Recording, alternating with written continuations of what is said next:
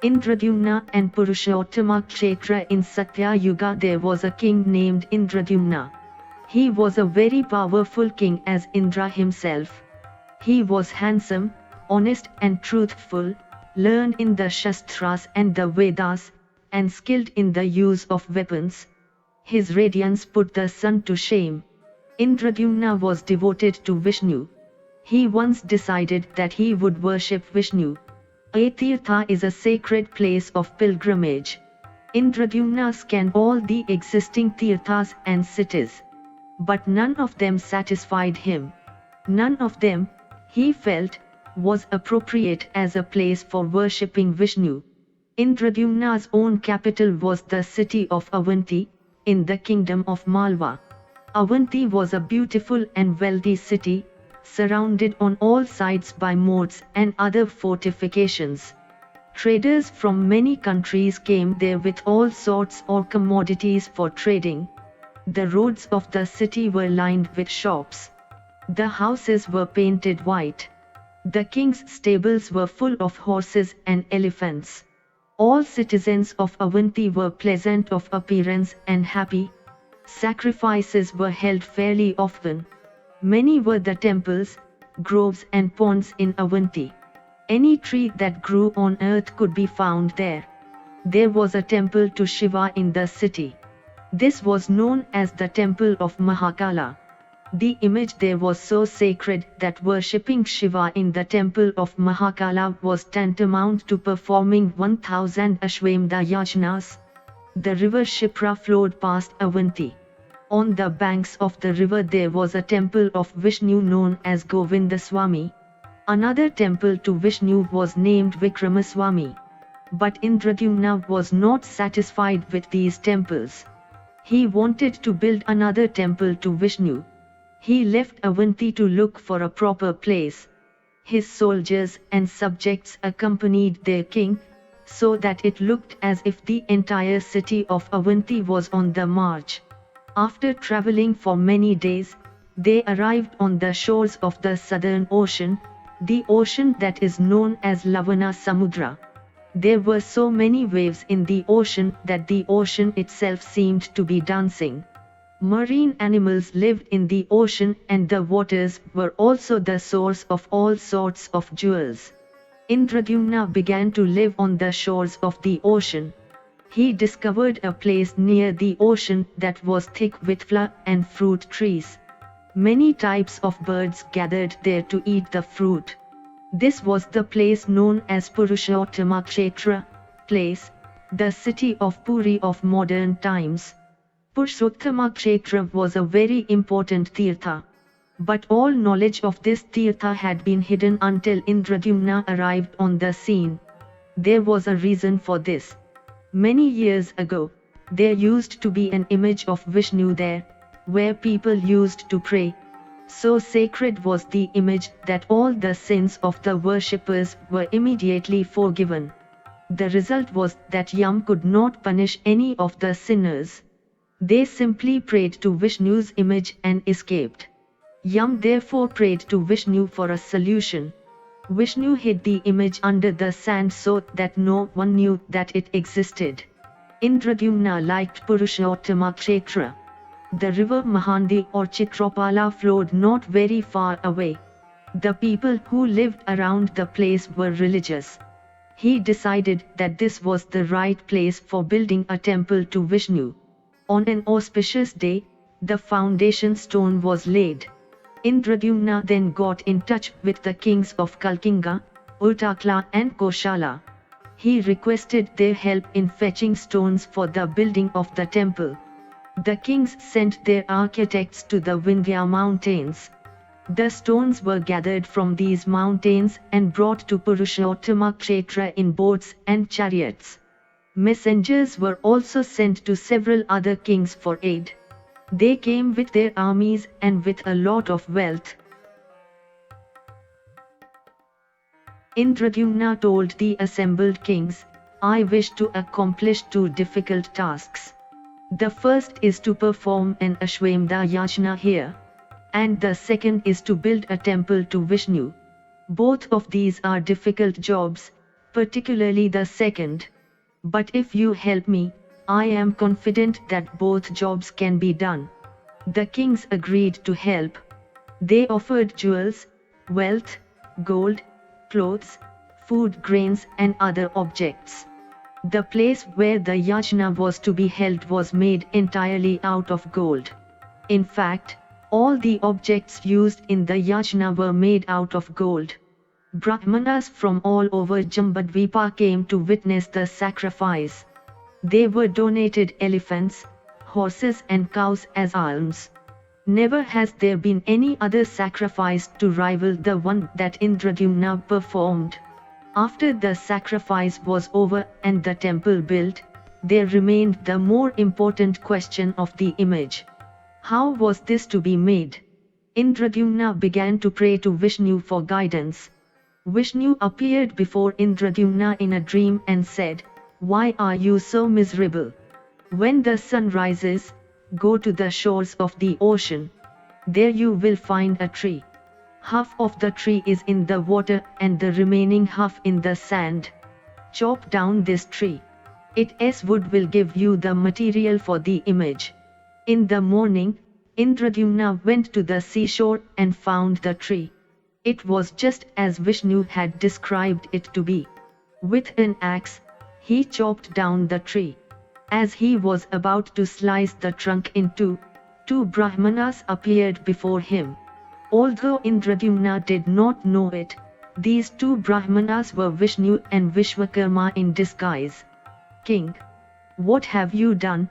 exclaimed the Brahmanas.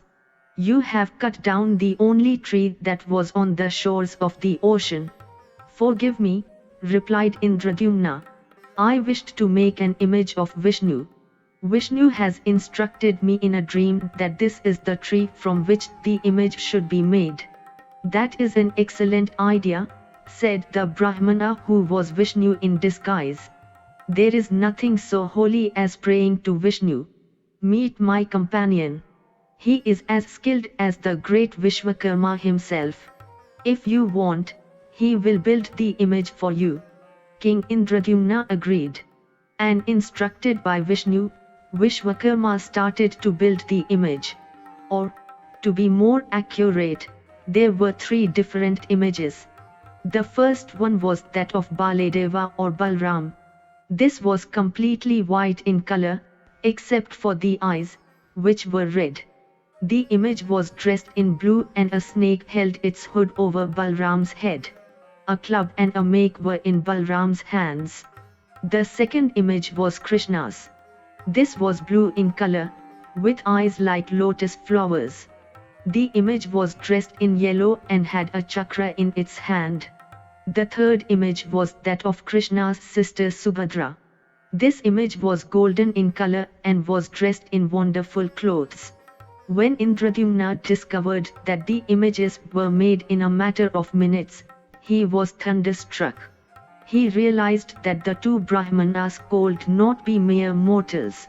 He fell at their feet and said, "Please tell me who you are. You cannot be humans." Vishnu and Vishwakarma then revealed their true selves and Indradyumna was thrilled. Vishnu blessed the king and told him that he would rule for 10,900 years. And even after Indradyumna died, a place would be reserved for him in heaven. On an auspicious day, the three images were instated in the temple. Markandeya, many years ago, a great destruction, pralaya, took place. The earth was shrouded in darkness and nothing could be seen. There was neither sun nor moon. Lightning and thunder crushed mountains and trees. There were showers of meteors. Lakes and rivers dried up. The entire earth burned with fire and the flames of the fire reached down to the underworld. All living beings perished in this fire, including the gods and the demons. There was a sage named Markandeya. While all this was going on, Markandeya was busy meditating. Such was the power of Markandeya's tapasya that the fire dared not touch him. But it is also true that Markandeya was scared of the fire that raged all around him. He suffered from hunger and thirst and forgot all about his tapasya. His lips and throat dried up from fear. Markandeya discovered that there was a banyan tree that was untouched by all these ravages. He retired to the shade of the banyan tree and started to pray to Vishnu. Clouds gathered in the sky. They were thick and dark clouds, and they spread all over the earth. It started to rain, and it poured and poured. Water was everywhere and the earth was flooded. The water put out the fire. It rained continuously for 12 years. The oceans flooded the shores and the mountains were pulverized. Vishnu slept on the water. Markandeya did not know what to do. There was water everywhere and he floated on it. But he continued to pray to Vishnu. Vishnu spoke to Markandeya. "Do not be frightened, Markandeya," he said. "You are devoted to me and I shall protect you." Markandeya did not realize that it was Vishnu who was speaking. "Who dares to address me thus?" he demanded. "Am I a child that I should be so addressed? I am the great Markandeya, blessed by Brahma himself." But try as he might, Markandeya could not see anyone anywhere. Where had the voice come from then? Had it all been an illusion? Not knowing what to do, he started to pray again to Vishnu. Suddenly he saw the banyan tree floating on the water. A golden bed was spread on the branches of the tree, and on the bed there slept a small boy. Markandeya was exceedingly surprised to see the small boy floating in the middle of this deluge. He was so confused by his illusions that he did not realize that this boy was none other than Vishnu. The boy spoke to Markandeya. "You are tired," said the boy. "You are looking for a refuge. Enter my body and rest for some time." Markandeya was so confused that, before he could react, he entered the boy's body through the mouth. Inside the boy's stomach, Markandeya discovered all the worlds, the 7 regions and the 7 oceans. The mountains and the kingdoms were all there. So were all living beings. Markandeya did not know what to make of all this. He started to pray to Vishnu. No sooner than he had started, he came out of the boy's mouth. Vishnu now appeared before him and blessed him. The sage spent 1,000 years with Vishnu. Vishnu then asked, "I wish to grant you a boon. What is your desire?" "I want to build a temple to Shiva in Purushottama Kshetra," replied Markandeya. "This will prove to everyone that Vishnu and Shiva are really one and the same." Vishnu granted the boon and Markandeya built a temple to Shiva known as Bhuvneshwara, Lord of the world.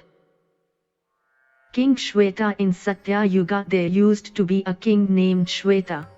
He was such a good king that during his reign people lived for 10,000 years. No one dies as a child. Longevity was high and there was no infant mortality. But there was a sage named Kapalagautama. Unfortunately, the sage's son died as an infant. The sage brought the dead body to Shweta, and the king resolved that if he could not bring the sage's son back to life within a week, he would immolate himself in a fire. Having thus taken an oath, King Shweta worshipped Shiva with 1,100 blue lotus flowers. Shiva appeared before the king and granted the boon that the infant son might be brought back to life. King Shweta ruled for 1,000 years. He also built a temple to Vishnu in Purushottama Kshetra. The temple that had been built by Indradyumna was known as the temple of Jagannatha. Shweta's temple was not very far from this and was known as the temple of Shwet Madhava. The image in this temple was as white as the moon. Bali. There was a king of the Daityas named Bali. He was powerful and invincible. He was also righteous and truthful.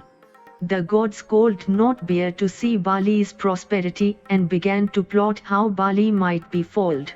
So well did Bali rule that disease, drought and evil disappeared throughout the three worlds. In desperation, the gods approached Vishnu. "Please do something about Bali," they requested. "You always help us out when we are in trouble." "There is no difference between Bali and the gods so far as I am concerned," replied Vishnu. "Bali is devoted to me. I cannot therefore fight with him. But I will think of a way so that his kingdom might be taken away from him and given to you." Vishnu decided to be born as Aditya's son. The son was a dwarf. This was the Vamanavatra, dwarf incarnation, of Vishnu. Bali proposed to organize a horse sacrifice. Many sages came to the sacrifice and Shukracharya was the chief priest. The dwarf also arrived to witness the yajna. Shukracharya realized that the dwarf was none other than Vishnu. He told Bali, "I suspect that this dwarf is Vishnu in disguise. He must have come here to ask you for something. Please do not grant him anything without first consulting me." "Certainly not," replied Bali. "It is good fortune indeed that the great Vishnu has come to my house. What is there to consult about? I shall grant Vishnu whatever he wants." Bali went to the dwarf to ascertain what the dwarf wanted. Vishnu expressed the wish that he might be given as much of land as might be covered in 3 of the dwarf's steps. This boon Bali readily granted. But no sooner than the boon had been granted, the dwarf adopted a gigantic form. He placed 1 foot on Bali's yajna and the second on Brahmaloka. "Where will I place my 3rd step?" demanded Vishnu. "There is no more space left in the entire universe. Find me a place for my 3rd step." Bali smiled and said, "Place it on my back." Vishnu was charmed at Bali's generosity. He granted Bali the boon that Bali would hold the title of Indra in a future Manvantara. He then appointed Bali king of the underworld. But Indra's kingdom of heaven, which Bali had conquered, was returned to Indra. Brahma had all this while been in Brahmaloka. When Vishnu placed his 2nd foot on Brahmaloka, Brahma felt that he should welcome his water pot, Kamandalu, to wash the foot. The water spilled over from the foot and fell on the mountains. There the water divided into 4. Vishnu accepted the flow that went northwards. The flow that went westwards returned to Brahma's Kamandalu. The flow that went eastwards was gathered up by the gods and the sages. But the flow that went southwards got entangled in Shiva's matted hair. This water was the river Ganga. Gautama, part of the water of the Ganga that got stuck in Shiva's hair, was brought down to earth by Bhagiratha. The remaining part was brought down by the sage Gautama. Parvati was married to Shiva, but Shiva seemed to be fonder of Ganga than of Parvati. Parvati resolved that a way had to be found to remove Ganga from Shiva's hair. She tried persuasion, but Shiva refused to listen. At this time, there was a terrible drought on earth which went on for 14 years. The only place that was not affected by the drought was the sage Gautama's hermitage. Other people also gathered in the hermitage to save themselves from the drought, and Gautama welcomed them all. Ganesha thought that he might be able to devise a way to free his mother of the Ganga problem. He went and began to live in Gautama's hermitage. Ganesha cultivated the acquaintance of the other sages and became quite friendly with them. One of Parvati's companions was Jaya. Ganesha told Jaya that she was to adopt the form of a cow and eat up the grain in Gautama's fields. And the moment she was struck, she was to lie down on the ground and pretend to be dead. Gautama noticed that a cow was eating up his grain. He tried to drive away the cow by striking it with a blade of grass. As soon as he did this, the cow uttered a shrill bellow and fell down on the ground. Ganesha and the other sages came running to see what had happened. They discovered that, to all intents and purposes, a cow had been struck down dead by sage Gautama. They therefore refused to stay in an ashrama where such a sin had been committed. Gautama tried to restrain them. "Please do not go away and forsake me," he said. "Tell me how I may perform penance." "You will have to bring down Ganga from Shiva's hair," replied Ganesh. "When that water touches the dead body of the cow, your sin will be forgiven." "You will have to bring down Ganga from Shiva's hair," replied Ganesha. "When that water touches the dead body of the cow, your sin will be forgiven." Ganesha was so friendly with the other sages that they all accepted his solution. Gautama also agreed to do the needful. Accordingly, Gautama went to Mount Kailas and began to pray to Shiva. Shiva was pleased at Gautama's tapasya and offered to grant a boon. Gautama naturally wanted the boon that Ganga might be brought down to earth. Shiva agreed. It was thus that Ganga was brought down to earth by the sage Gautama. Ganga has 4 tributaries in heaven, 7 on earth and 4 in the underworld. Since it was Gautama who brought Ganga down to earth, the river is also known as Gautami Ganga. The doves in a mountain known as Brahmagiri, there used to live a hunter who was very cruel. He not only killed birds and animals, but Brahmanas and sages as well. The hunter once went on a hunt. He killed many animals and birds, and some he put in his cages. He had penetrated so far inside the forest that he was far from home. It became night and also started to rain. Hungry and thirsty, the hunter lost his way.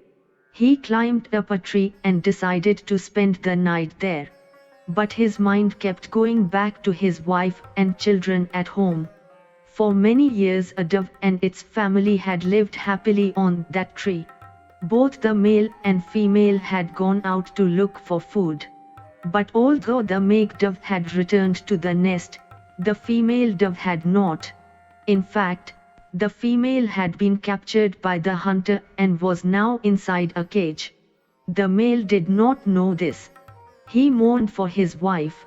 These words of mourning were heard by the female dove inside the cage, and she made her presence felt. The male dove came down and discovered his wife inside the cage. "The hunter is sleeping now," he said. "Now is the time for me to free you." "No," replied the female dove. "You know how it is with living beings. One living being lives on another. I can find not fault with the hunter. He is merely collecting his food. He is like a guest to us. And it is our duty to offer up our bodies for the sake of a guest." "You are quite right," said the male dove. "I lost my sense of propriety. We have to serve our guest. But how do we serve our guest? We have nothing that we can call our own. At the moment the hunter is suffering most from the cold," replied the female dove. "We have to light a fire to warm him up. Go and find a fire and bring plenty of dead leaves and branches so that the fire may burn." The male dove found a flaming branch. He also brought many dry leaves and branches so that the fire could burn. The rain had stopped and the fire warmed up the hunter. "Now," said the female dove, "free me so that I may immolate myself in the fire. My roasted flesh will serve as food for the hunter." "Never," replied the male dove. "It is my right to serve the guest first." Saying this, the male dove hurled himself into the fire. The hunter had heard the entire conversation and marveled that 2 doves could be so altruistic. The female dove now requested the hunter to free her from the cage. And as soon as he did this, the female dove also hurled herself into the fire. This selfless deed of the two doves was so wonderful that a space vehicle, Vimana, came down to take the two doves straight to heaven. The cruel hunter was also impressed and repented his past misdeeds. He told the doves, "You are indeed blessed. Before you go to heaven, please tell me how I may perform penance for my sins." "Go to Gautami Ganga and bathe there for 15 days, replied the doves. "Your sins will also be forgiven." The hunter did as he had been asked to. The place where the doves immolated themselves became a holy tirtha known as Kapote Tirtha, since the word Kapota means dove. Garuda and Maninga. You have already been told about the great snake, Naga, Ananta. Ananta had a son named Maninga. Garuda was the enemy of the snakes and the snakes were all afraid of Garuda. Maninga began to pray to Shiva. Having pleased Shiva, he obtained the boon that Garuda would be able to do him no harm. Armed with this boon, Maninga started to wander around freely and did not run away even when faced with Garuda. Garuda found this to be exceedingly strange. Although he could not kill Maninga, he captured him and kept him imprisoned in his own house. Shiva had a companion named Nandi. Nandi told Shiva, "Lord, what has happened to Maninga? We have not seen him for some time. I hope that Garuda has not done him some harm." Shiva of course knew what had happened. He advised Nandi to pray to Vishnu. Nandi was to please Vishnu and then ask for the boon that Maninga might be freed from Garuda's imprisonment. Nandi did this and Vishnu asked Garuda to release Maninga. "Lord," Garuda told Vishnu, "this is very unfair. Other masters treat their servants really well. They give their servants gifts. See how Shiva has sent Nandi himself to rescue Shiva's devotee Maninga. You never give me any gifts. Moreover, when I obtain something on my own, you ask me to relinquish it. Is this proper on your part? It is on me that you ride when you go out to fight the demons. They get defeated because of my prowess. And yet it tickles your ego no end to think that you have defeated them yourself." Vishnu smiled and replied, "Garuda, you are quite right. You have become thin and learn from bearing my weight. It is quite true that I can defeat the demons only because of your prowess. You have a lot of strength. Why don't you bear the weight of my little finger and demonstrate your strength?" Vishnu placed his little finger on Garuda's head. So heavy was the finger that Garuda was crushed against the ground. "Please forgive me," said Garuda. "I have been very stupid. I am an ignorant ass and you are the Lord of everything. I have been completely flattened by the weight of your little finger. Please tell me how I may regain my old self." Vishnu asked Nandi to take Garuda to Shiva. Shiva would find a way of restoring Garuda's old appearance. Maninga was released and Nandi took Garuda to Shiva. Shiva asked Garuda to bathe in Gautami Ganga. This would make his appearance normal again. Garuda did this. Not only was his old appearance restored, he became stronger and swifter than he used to be. The place where Garuda bathed is a tirtha known as Garude Tirtha. Vishwamitra and Indra. Many years ago, there was a terrible drought. There was no food to be had. The sage Vishwamitra had come to the banks of the river Gautami Ganga with his disciples. Vishwamitra's wife, children and disciples were all hungry. The sage therefore sent his disciples out to look for food. They searched everywhere, but could find no food. The only object that they could find was the body of a dead dog. They brought this to Vishwamitra. We have no choice, Vishwamitra told his disciples. Clean the meat carefully with water. Then offer it to the gods, the sages and the ancestors. This is what we have to live on. Offering the meat of a dog to the gods was unheard of. Indra adopted the form of a hawk and stole the vessel in which the meat was kept. But Vishwamitra got to know about this and got ready to curse Indra. Indra was naturally scared of Vishwamitra's curse. He changed the dog meat into Amrita, a heavenly drink, and brought the vessel back. I don't want Amrita, Vishwamitra told Indra. Bring the dog meat back. I don't want to have Amrita when the whole world is starving for food. There is no food available and I do not see any sin in eating dog meat. Nor should there be a sin in offering it to the gods. Indra was the god of rains. He realized that the only way to persuade Vishwamitra against eating the dog meat was to make it rain so that there would be an end to the drought. Instructed by Indra, the clouds poured down rain. Vishwamitra and his disciples now consented to partake of the Amrita. The place where all this happened has come to be known as Vishwamitra Tirtha. Shweta. There used to be a Brahmana named Shweta. He was a friend of the sage Gautama and had a hermitage on the banks of the Gautami Ganga. Shweta was also devoted to Shiva. In due course, Shivta died and Yam's messengers arrived to take Shweta to Yam. But they could not even enter Shivta's house. Finding that Yam's messengers are not returning, Yam's companion Chitraka told Yam, "What do you think has happened? Why aren't the messengers returning?" Yam now sent his companion Mrityu, literally death, to find out what was going on. Mrityu went to Shweta's house and found Yam's messengers standing outside the house. They explained that they were unable to enter the house because Shiva himself was guarding Shweta's body. One of Shiva's companions asked Mrityu, "What are you doing here? What do you want?" "I have come to take Shweta to Yam," replied Mrityu. "His time on earth is up." Mrityu flung a noose to grasp Shweta's body. But Shiva's companion struck Mrityu with a rod and killed him.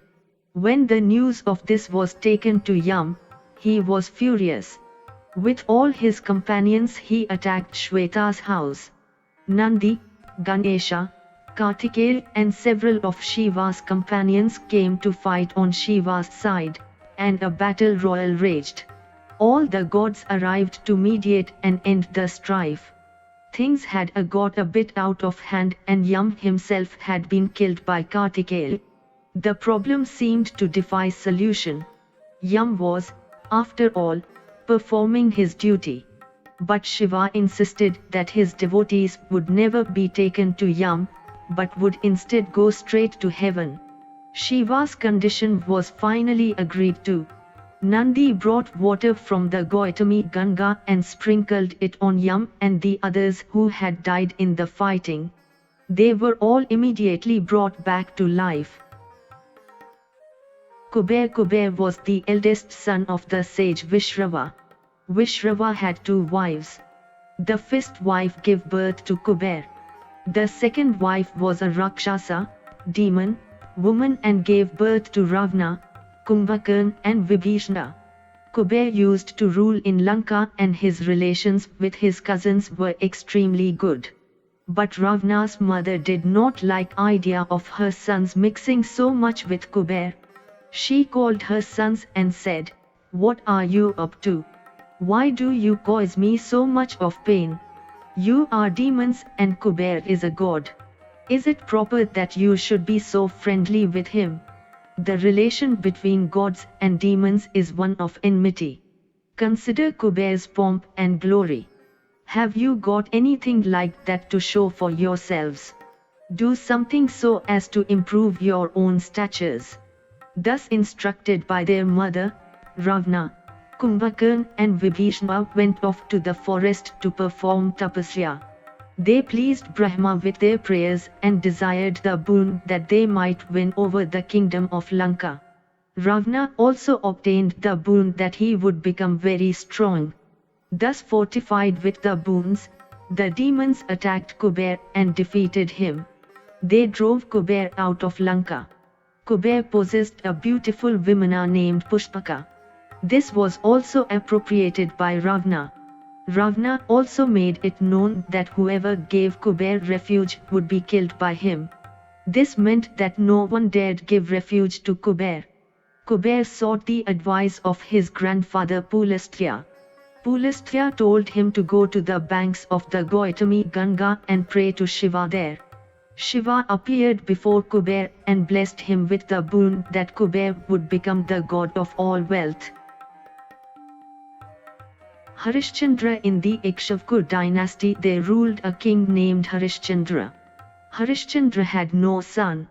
One day two sages named Narada and Parvata came to visit Harishchandra and told him that he would go to hell if he did not have a son. "How can I obtain a son?" asked Harishchandra. "Go to the banks of the Gautami Ganga," advised the sages. "Pray to the god Varuna there. We are sure that Varuna will grant you a son." Harishchandra pleased Varuna with his prayers and asked for a son. "You will have a son," said Varuna. "But there is a condition attached. You will have to subsequently organize a yajna in my honor and you will have to sacrifice your son at this yajna. Tell me if this condition is acceptable to you." "Yes indeed," replied Harishchandra. In due course, Harishchandra had a son who was named Rohita.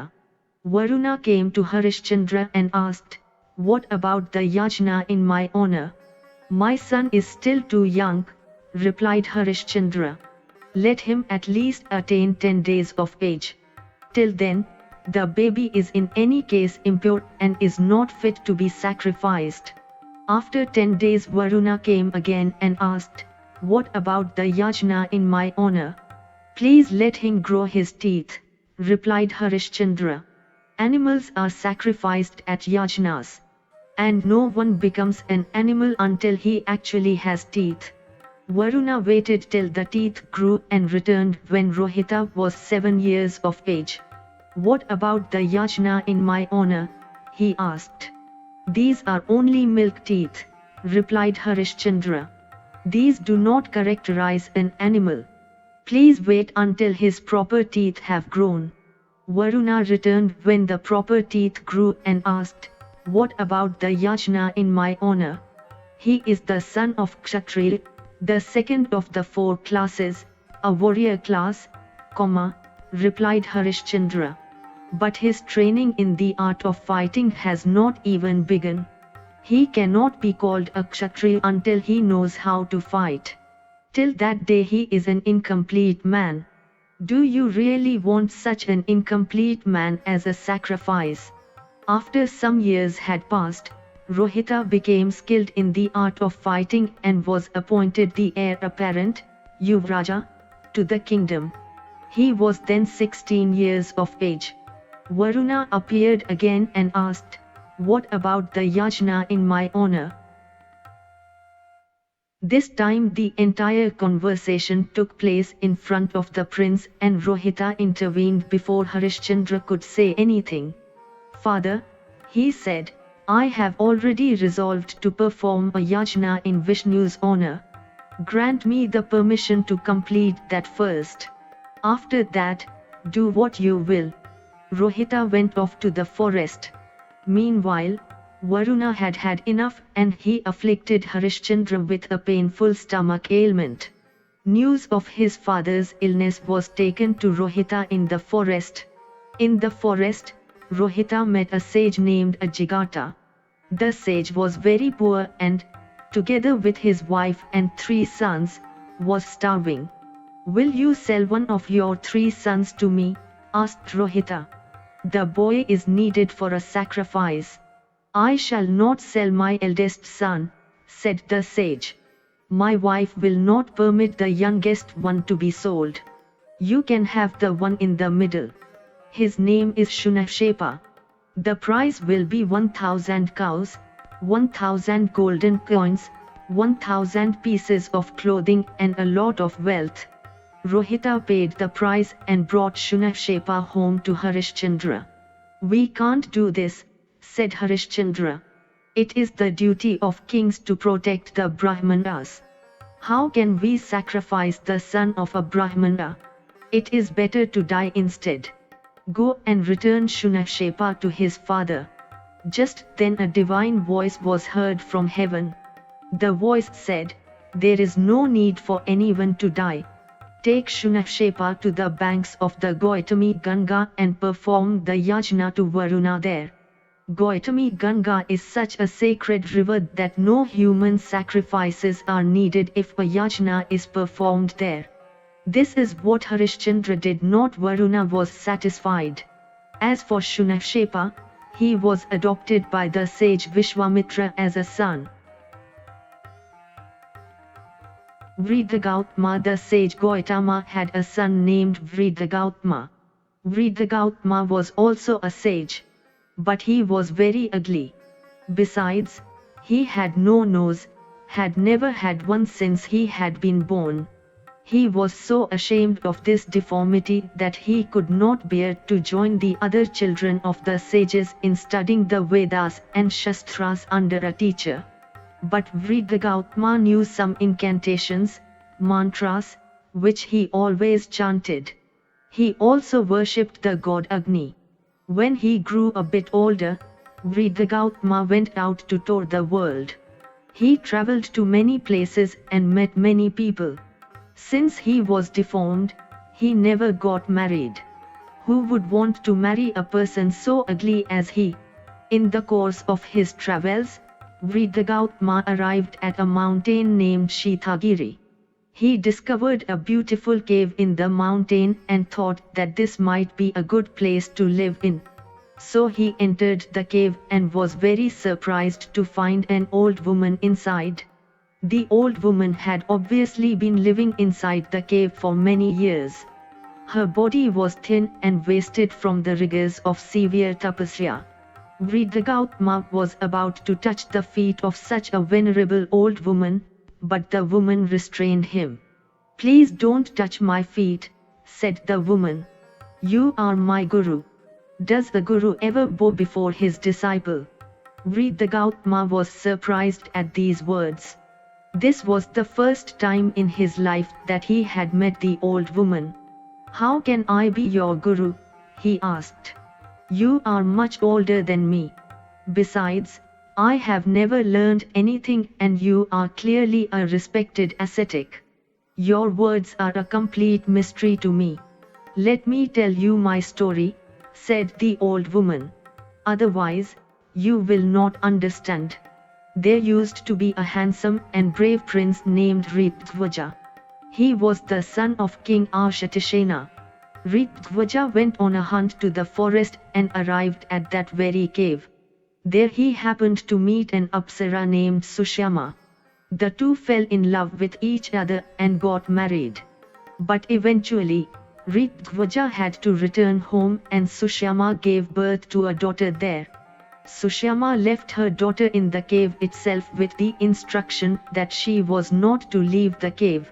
The first man to enter the cave would become her husband. It was this daughter who had now become the old woman. Ritdwaja had reigned for 80,000 years. After that, Ritdwaja's son had reigned for 10,000 years. All this while, Sushyama's daughter had lived in the cave, that is, for 90,000 years altogether. Now you see that you are to be my husband, said the old woman. Is a husband not a guru? What you say is quite impossible, replied Vridagautama. You are much older than me. I am only 1,000 years old and you more than 90,000. How can we marry? I am like a child next to you. If you do not marry me, I will kill myself, said the old woman. But I am ugly, protested Vridagautama. I will promise you this much. If I ever become handsome and learned, I will indeed marry you. I have pleased the goddess Saraswati, who presides over all learning, through my tapasya, said the old woman. She will make you learned. I have also pleased the god Varuna and he will make you handsome. Vriddagautama became handsome and learned and married the old woman. They lived happily in the cave. One day, various sages came to visit the couple.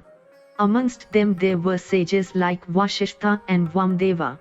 But there were also young sages who are not all that sensible. The younger sages started to laugh at the sight of the young and handsome Vriddagautama and his aged wife. Who is this man? They asked the old woman. Is he your son or your grandson? The sages went away, but the couple felt ashamed. They asked the sage Agastya what they might do.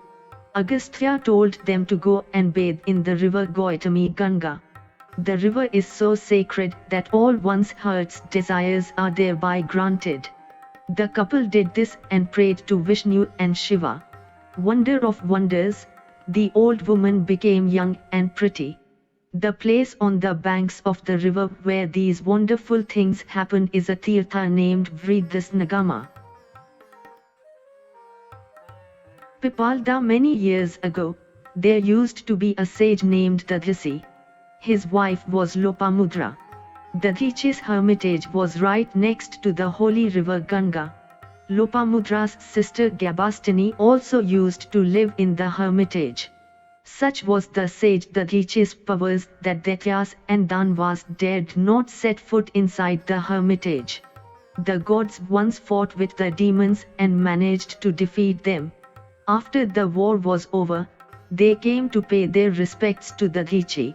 Dadhichi welcomed his guests and wanted to know how they were faring. Thanks to your blessings, we are fine, replied the gods. We have just defeated the demons in a war. In fact, we have a slight problem.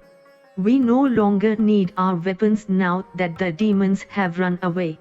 We don't know of a safe place where we can store all these weapons. We were wondering if we might keep the weapons in your ashrama. This is one of the safest places that can be found. Dadhichi consented to this proposal. The gods left their weapons in the hermitage and went back to heaven. When Lopamudra heard what Dadhichi had done, she was not at all pleased. You have done something that is not improper, she told her husband. One should never accept responsibility for someone else's property, especially if one is an ascetic and has not material possessions of one's own. Moreover, you have agreed to store the weapons of the gods.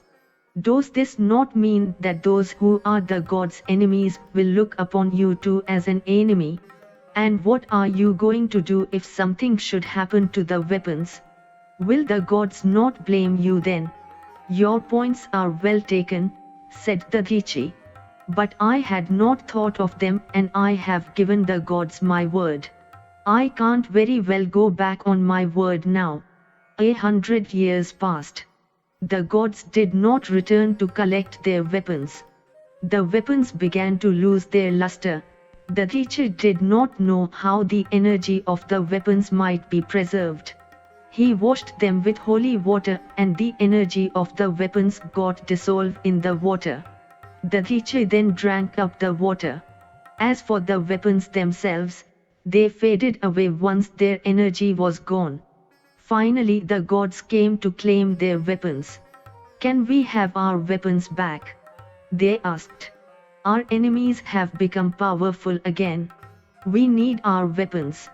That may be, said Dadhichi. But the weapons are no longer there. I have swallowed up their energy. Let me tell you what can be done. I will use the powers of meditation, yoga, to give up my life. Then excellent weapons can be made out of my bones. The gods were reluctant, but there was no other solution. Dadhichi died and the gods requested Vishwakarma to make weapons for them out of Dadhichi's bones. Vishwakarma complied, and the weapon named Vajra that he made was truly remarkable.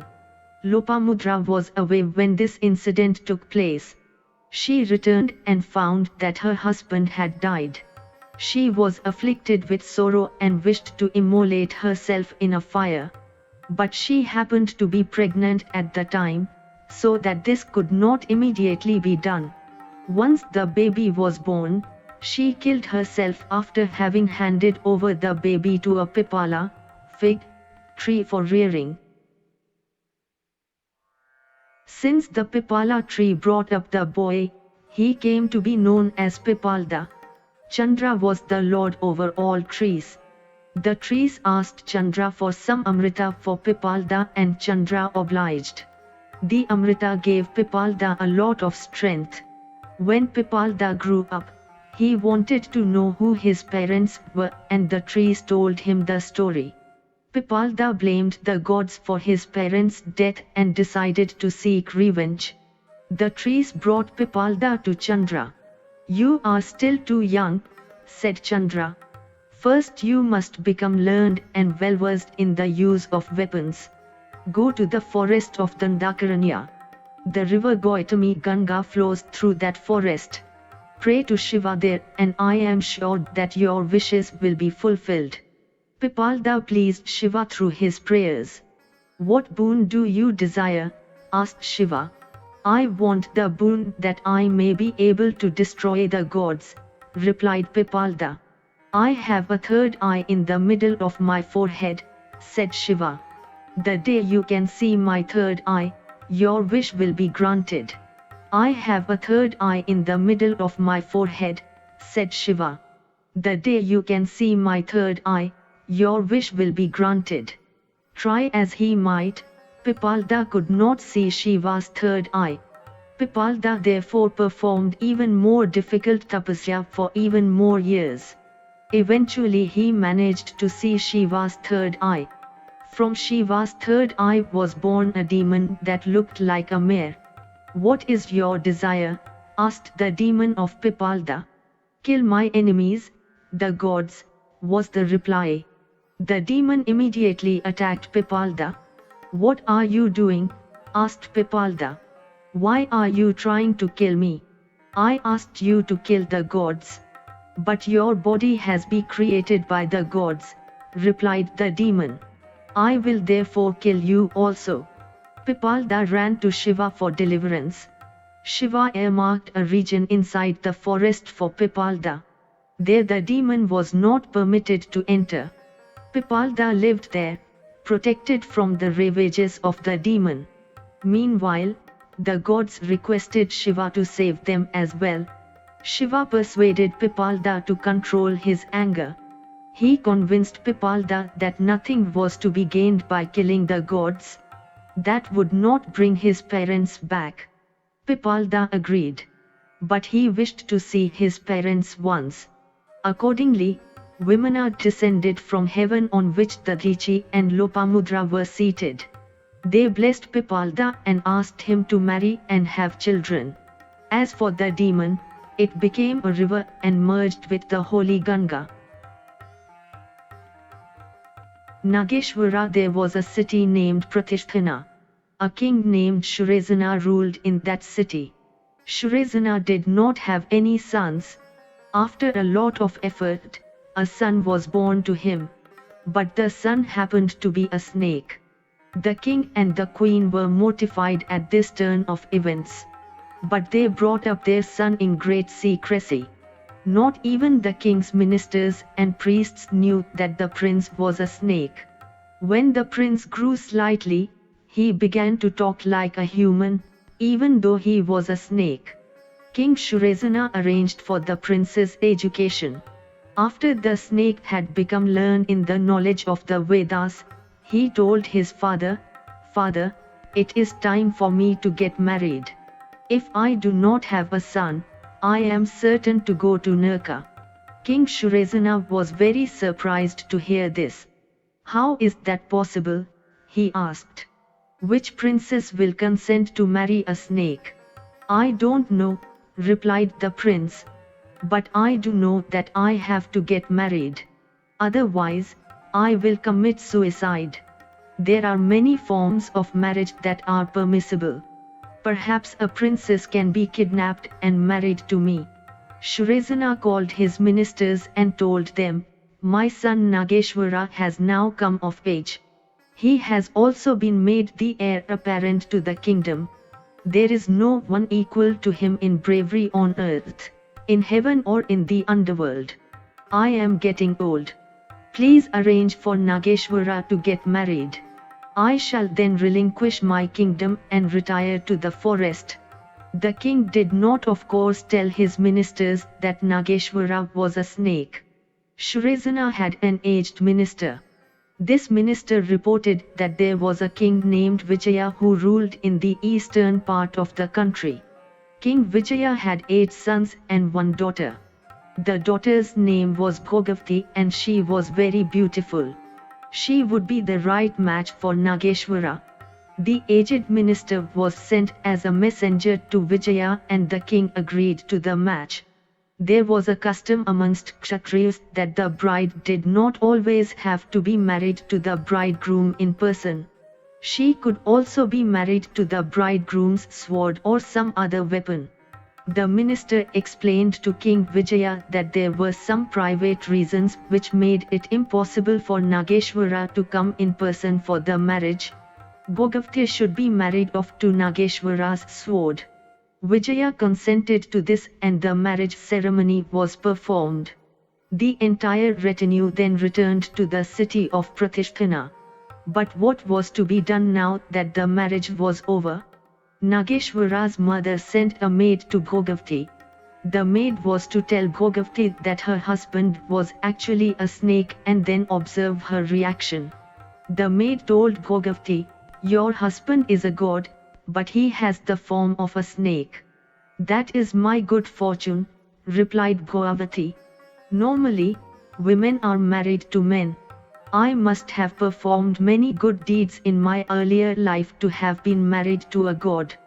Bhogavati was then brought to Nageshwara and at the sight of Bhogavati, Nageshwara remembered his earlier life. He used to be a snake, Naga, in his earlier life and was a companion of Shiva's. His wife in the earlier life was Bhogavati. There had been an occasion when Shiva had laughed at a joke of Parvati's and Nageshwara had also laughed. This had annoyed Shiva and he had cursed Nageshwara that he would be born on earth as the son of a human, but in the form of a snake. When he went and bathed in Gautami Ganga, the period of the curse would be over. When Nageshwara recounted these incidents to Bhogavati, she also remembered her earlier life. The two went and bathed in the scared river and Nageshwara obtained a handsome and divine form. Nageshwara ruled after Shurazana's death. And when Nageshwara and Bhogavati died, they went back to Kailas to live with Shiva. On the banks of the Gautami Ganga, Nageshwara and Bhogavati built a temple to Shiva. This is a famous tirtha known as Nagtirtha.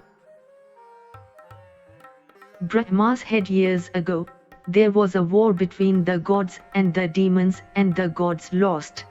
The gods came to Brahma for advice and Brahma asked them to pray to Shiva. When Shiva appeared before them, the gods said, "The demons have defeated us. Please kill them and save us." Shiva went to fight with the demons. He drove the demons off from Mount Sumeru and out of heaven. He pursued them to the ends of the earth. All this exertion made Shiva sweat. And wherever the drops of sweat fell down on the ground, terrible ogresses named Matris were created. The Matris also started to kill the demons and pursued them down to the underworld. While the Matris were killing the demons in the underworld, Brahma and the other dogs waited on the banks of the river Gautami Ganga. This place came to be known as Pratishtana. When the Matris had killed all the demons, they returned to earth and began to live on the banks of the Gautami Ganga. This tirtha has come to be known as Matritirtha. Brahma used to have 5 heads. The 5th head was in the shape of a donkey's head. When the demons were running away to the underworld, this donkey's head addressed the demons and said, "Why are you running away? Come back and fight with the gods. I shall aid you in your fight." The gods were alarmed at this paradoxical situation. Brahma was helping them in their flight with the demons, and Brahma's 5th head was trying to help the demons. They went to Vishnu and said, "Please cut off Brahma's 5th head. It is causing too much of confusion." "I can do what you want," replied Vishnu, "but there is a problem. When the cut off head falls on earth, it will destroy the earth. I think you should pray to Shiva to find a way out." The gods prayed to Shiva, and Shiva agreed to cut off the head. But what was to be done with the severed head? The earth refused to bear it, and so did the ocean. Finally, it was decided that Shiva himself would bear the head.